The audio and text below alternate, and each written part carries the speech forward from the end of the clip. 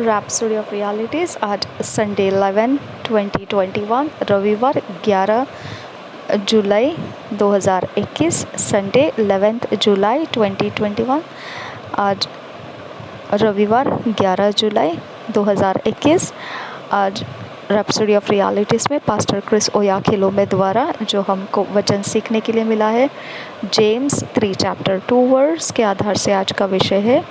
याकूब की पत्री 3 अध्याय 2 वचन के आधार से आज का विषय है express love especially in your words.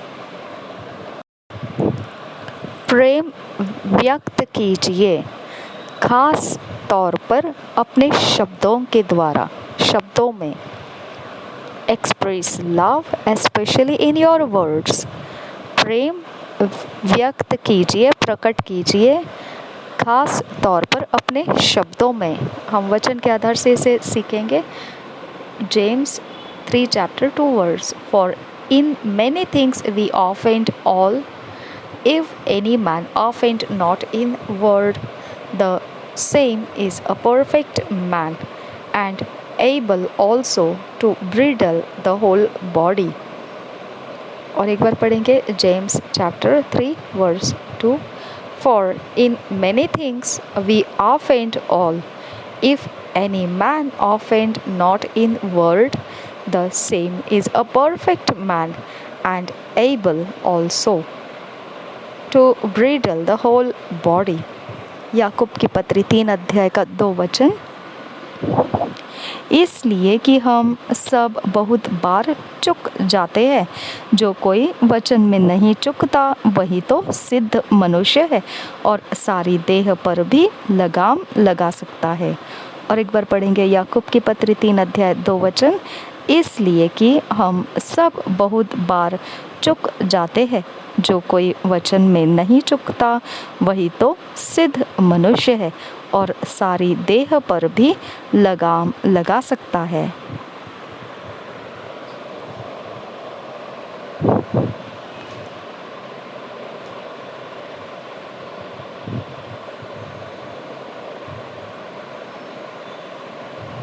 The verse above tells us about Christian perfection or maturity in Christ and how to measure it. ये जो वचन हमने पढ़ा अभी याकूब की पत्री 3 अध्याय 2 वचन बताता है हमको इस विषय में कि मसीह की सिद्धता या परिपक्वता मसीह के अंदर कैसे नाप किया जाए, किस प्रकार से उसको तौला जाए। यह जो वचन हमने पढ़ा याकूब की पत्री 3 अध्याय 2 वचन, यह मसीह सिद्धता के विषय में बता रहा है। या फिर हम बोल सकते हैं मसीह परिपक्वता के विषय में। मसीह के अंदर जो मसीही लोग परिपक्व होना चाहिए यीशु मसीह में, उसके विषय में ये बता रहा है और किस प्रकार से उसका नाप लिया जाए, उस परिपक्वता का नाप किस प्रकार से लिया जाए। He says, if any man offend not in word, the same is a perfect man. Jesus said, for by thy words thou shalt be justified, and by thy words thou shalt be condemned. Matthew 12:37. He put the premium on words.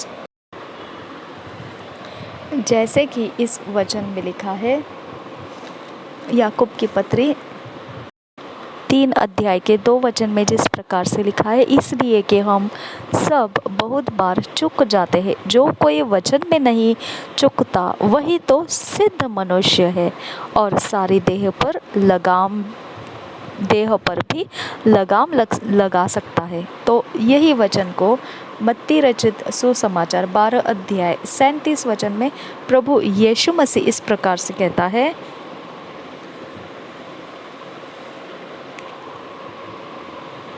क्योंकि तू अपनी बातों के कारण निर्दोष और अपनी बातों ही के कारण दोषी ठहराया जाएगा। और एक बार पढ़ेंगे मत्ती रचित सुसमाचार 12 अध्याय 37 वचन। यीशु कहता है क्योंकि तू अपनी बातों के कारण निर्दोष और अपनी बातों ही के कारण दोषी ठहराया जाएगा। He put the premium on words. वह शब्दों के ऊपर जोर देता है, मूल्य लगाता है। भारीपन वह शब्दों को देता है।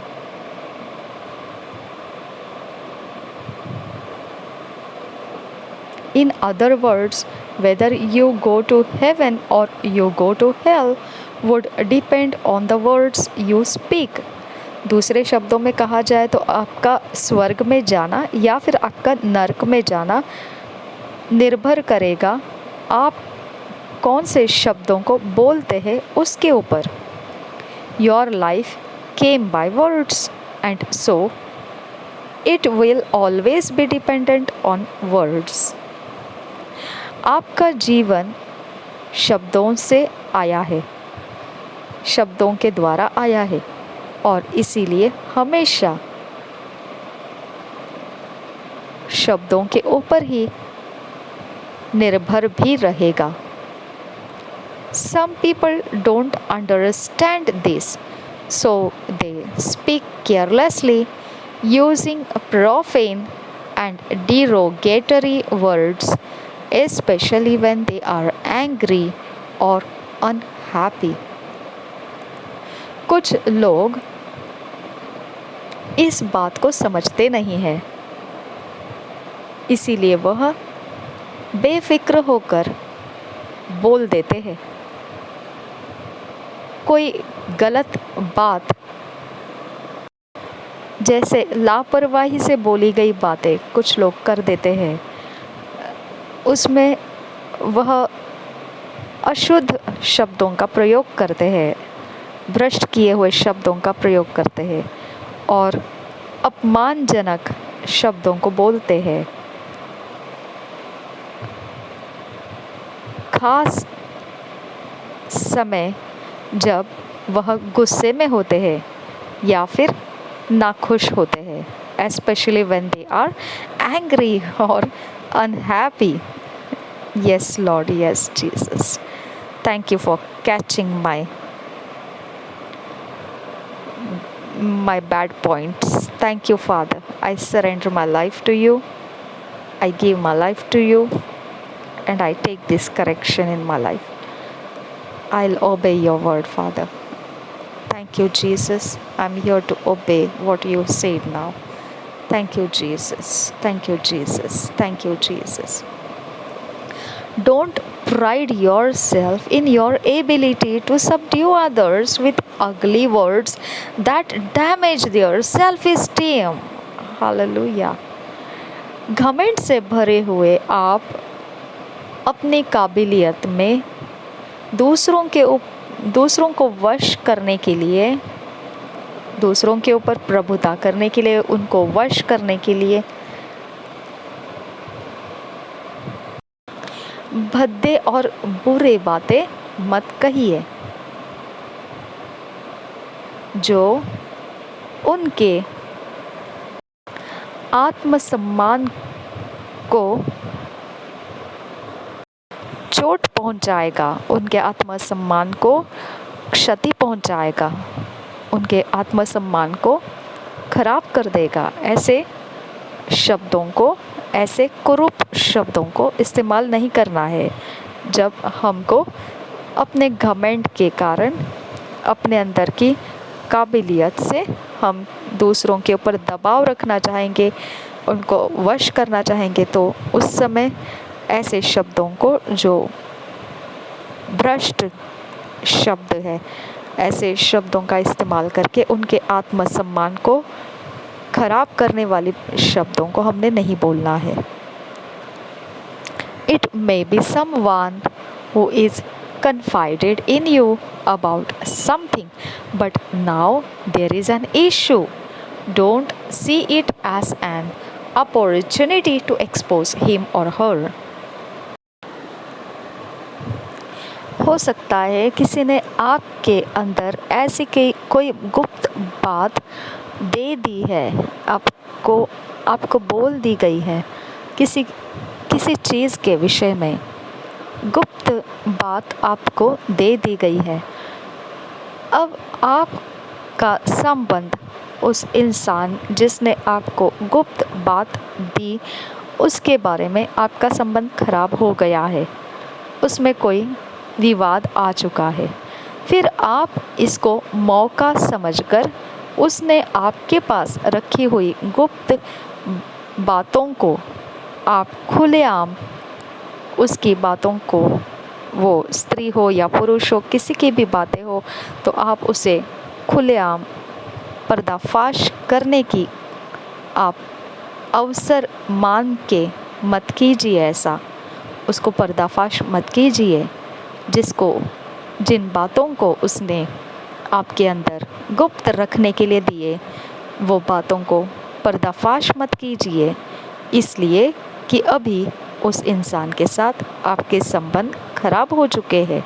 इसकी वजह से ये अवसर मानते हुए उसकी गुप्त में आप में रखी हुई बातों को आप पर्दाफाश मत कीजिए, चाहे वो किसी की भी हो, वह कोई स्त्री की हो या पुरुष की हो, किसी की भी हो, कोई भी हो।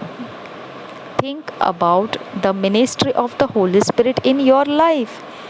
Even though He knows everything about you, He never accuses or denigrates you before anyone. पवित्र आत्मा के सेवकाई के विषय में आप सोचिए। जब वह सब कुछ जानता है आपके विषय में, फिर भी वह आपको दोषी नहीं ठहराता और आपको दोष नहीं लगाता है या किसी के सामने आपको बेइज्जत नहीं करता है, कलंकित या बदनाम नहीं करता है। He loves and protects you always. वह आपको प्रेम और सुरक्षित रखता है, हमेशा प्रेम देता है और सुरक्षित रखता है आपको हमेशा। Jesus is that way to. यीशु वही मार्ग है, वही वो भी है। He knew all men and knew everything about everybody, but he related to them in love. वह सब कुछ सारे मनुष्य जाति के विषय में जानता है, सभियों के विषय में जानता है, परंतु वह सबसे प्रेम के साथ संबंधित रहता है। Even as he ministered to some of those who rejected his message, he said, I judge you not. John 12:47।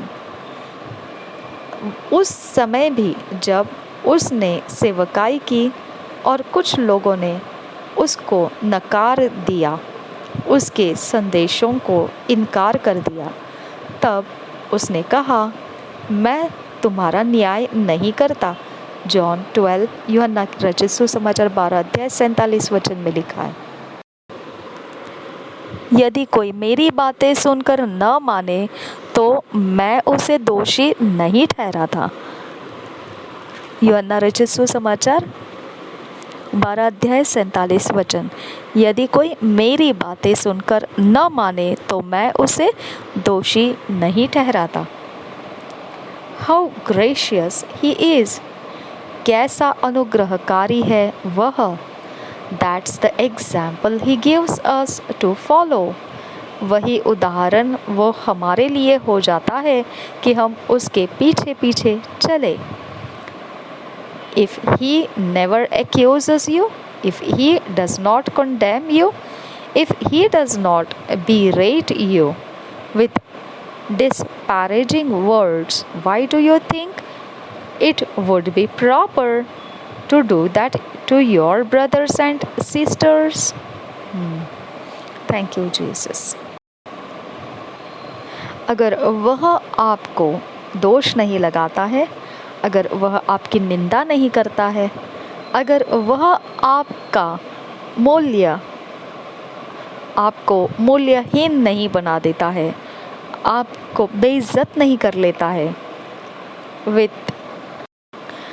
आपको नीचा दिखाने वाली बातों से, शब्दों से वह आपको बेइज्जत नहीं करता है, तो फिर आप क्यों ऐसा सोचते हैं कि आप ऐसा करना सही रहेगा आपके भाइयों से और बहनों से? Express love only when especially in your words. आप प्रेम ही को बर्ताव में लाते रहिए। आपके देखने में आप व्यक्त कीजिए प्रेम ही को केवल खास तौर पर आपके शब्दों में। Yes, I will do it. Thank you, Jesus. Thank you, Jesus.